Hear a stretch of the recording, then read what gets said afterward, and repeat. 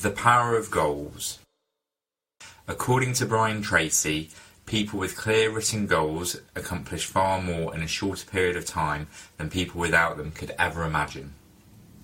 After 18 months of travelling around Southeast Asia and Australia, I returned home in 2004 to start the next chapter of my life. I built up some debt from travelling and was living back at my parents' house when I got a job working as a pharmaceutical sales representative. I found the first couple of months interesting, and then things started to go downhill.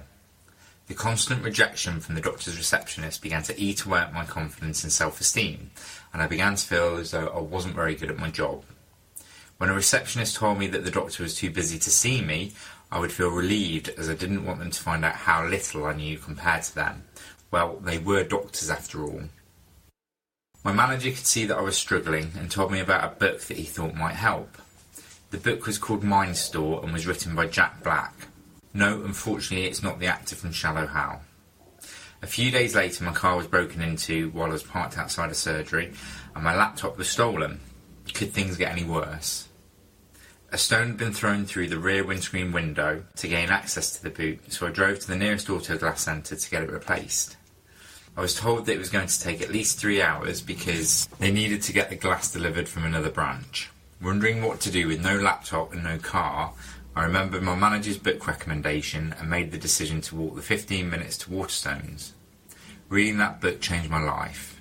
I learned about an American study that asked university students if they set themselves goals. Only 10% said that they did. Those 10% were then asked if they wrote their goals down, of which again only 10% said that they did, which equated to just 1% of everyone that was surveyed.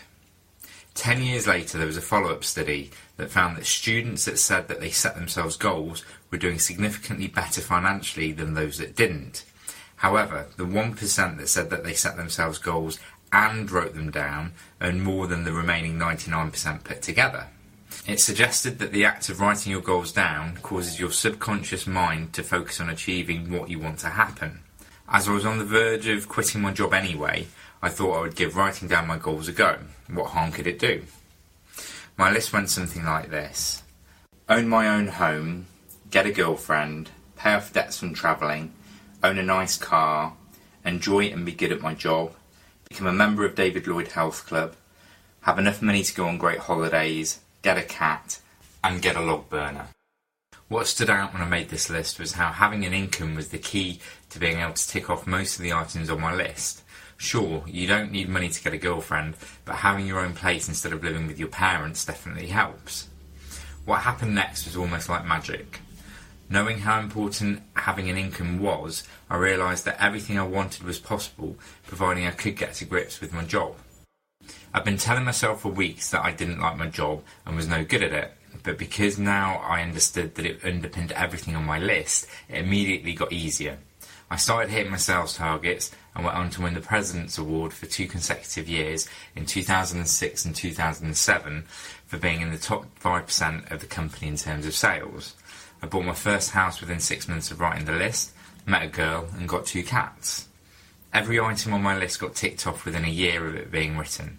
Since then I've made several new lists and can testify to the fact that this technique still works. Maybe I would have achieved these goals without a list, or maybe not. I believe making a conscious decision on what you want to happen makes it more likely that you will seize the opportunity when it arises.